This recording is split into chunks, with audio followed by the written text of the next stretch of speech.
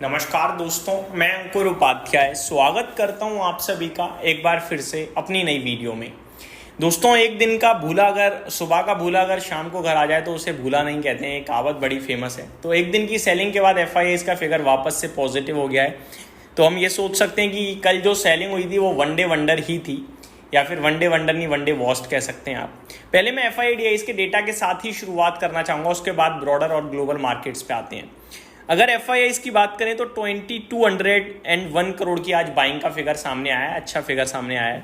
और डीआई की बात करें तो 683 करोड़ की बाइंग आई है।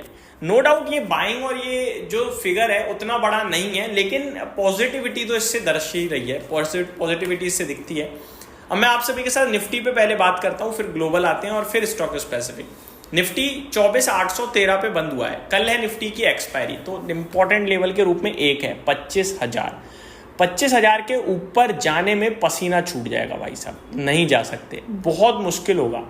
और अगर गलती से 25,000 के ऊपर चले गए और 25,050 के पास पहुंचे तो फिर आप ये समझ लेना कि बाजार में शॉर्ट कवरिंग ट्रिगर हो जाएगी, और वो बाजार को कहां तक खींच सकती है, 25,200 तक, जिसके चांसेस बहुत कम है, बहुत कम।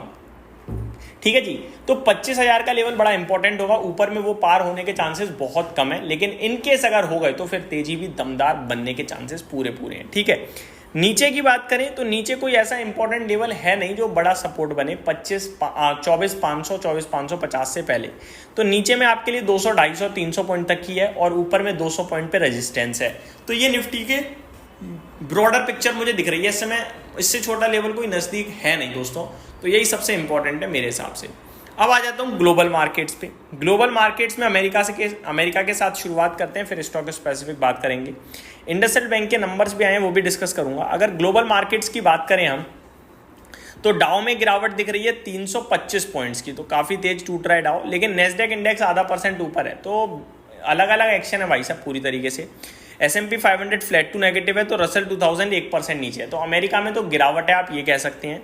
यूरोप की बात करें तो फिट्सी बिल्कुल फ्लैट, डेक्स 0.1% ऊपर, और कैक में 0.4% की गिरावट। तो यहाँ भी कुछ खास एक्शन चल नहीं रहा है, ज़्यादातर नेगेटिव साइड पे ही चल रहा है। तो पिक्चर अमेरिका की भी अच्छी नहीं दिख रही है। अब आ जाते हैं दोस्तों वापस से भारतीय बाजार में। स्टॉक स्पेसिफिक रिजल्ट सीजन चल रहा है भाई साहब, एंड में चल रहा है, बहुत सारे नंबर्स आ रहे हैं। रेमको सिस्टम के नंबर आते हुए दिख रहे हैं, और नंबर्स दमदार दिख रहे हैं, लॉस से मुनाफे में आई है कंपनी।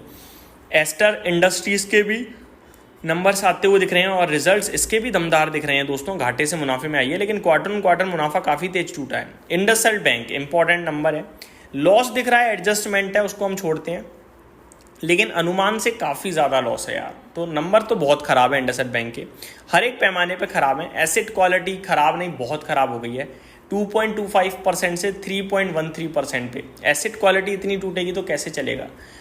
NNPA 0.68% से 0.95% पे आते हुए दिख रहे हैं, और NII 3,000 करोड़ पे आया है, जिसमें अनुमान 5,000 करोड़ का था। तो बहुत ही वर्स्ट नंबर है इंडसइंड बैंक के मेरे हिसाब से। तो HG इंफ्रा के नंबर्स आते हुए दिख रहे हैं, इसके नंबर्स भी हल्के से वीक दिख रहे हैं, ज़्यादा तो नहीं बट हल्के वीक ही हैं।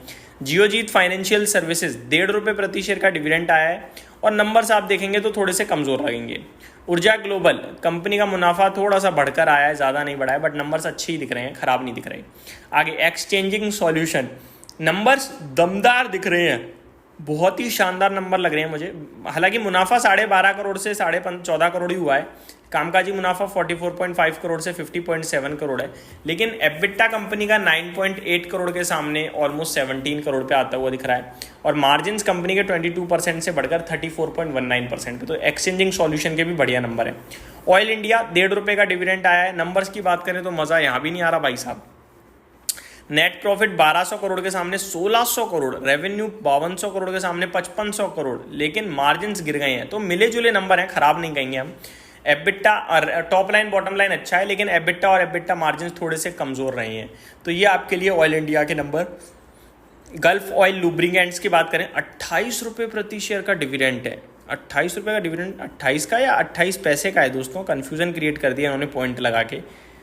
28 रुपये का है, 28 रुपये प्रति शेयर का डिविडेंड आया है गल्फ ऑयल लुब्रिकेंट्स की तरफ से, बढ़िया भाई साहब। Stand alone net profit 85 crore से बढ़कर 91 करोड़ हुआ है। और रेवेन्यू 853 करोड़ के सामने 915 करोड़ है। मार्जिन 13.49% से 13.6% पे हैं। तो नंबर्स इसके भी ठीक ठीक ही दिख रहे हैं। रूपा एंड कंपनी के नंबर्स आए हैं, 3 रुपये का डिविडेंड आया है, मार्जिन में इंप्रूवमेंट है, कामकाजी मुनाफा बढ़कर आया है, प्रॉफिट में बढ़त है और रेवेन्यू भी अच्छा आया है। तो रूपा के भी नंबर अच्छे हैं। तो ये कुछ स्टॉक्स हैं जो अपने रिजल्ट्स के नंबर करेक्शन में रहेंगे और काफ़ी सारे नंबर्स के ज़्यादातर रिजल्ट्स अच्छे ही आते हुए दिख रहे हैं, ज़्यादातर स्टॉक्स के अच्छे ही नंबर्स आते हुए दिखे हैं। कल दोस्तों आदित्य बिरला फैशन का शेयर एक्स डीमर्जर ट्रेड करेगा, जिसमें से आदित्य बिरला लाइफ स्टाइल निकल जाएगा और आदित्य बिरला फैशन आपके लिए लिस्टेड रहेगा। और जो लाइफ स्टाइल का शेयर निकलेगा वो लिस्ट होगा आपके लिए जून तक। तो ये मेरी तरफ से कुछ इंपॉर्टेंट अपडेट्स थी, ज़्यादा कुछ था नहीं। कल एक्सपायरीज के रिलेटेड मेरे को लगता है मॉर्निंग में 11 बजे जब मैं वीडियो शूट करूंगा तो वो ज़्यादा इंपॉर्टेंट होगा। गिफ्ट निफ्टी पॉजिटिव संकेत दे रहा है। यहीं समाप्त करते हैं इस वीडियो को। Thank you so much for watching this video. Good night guys.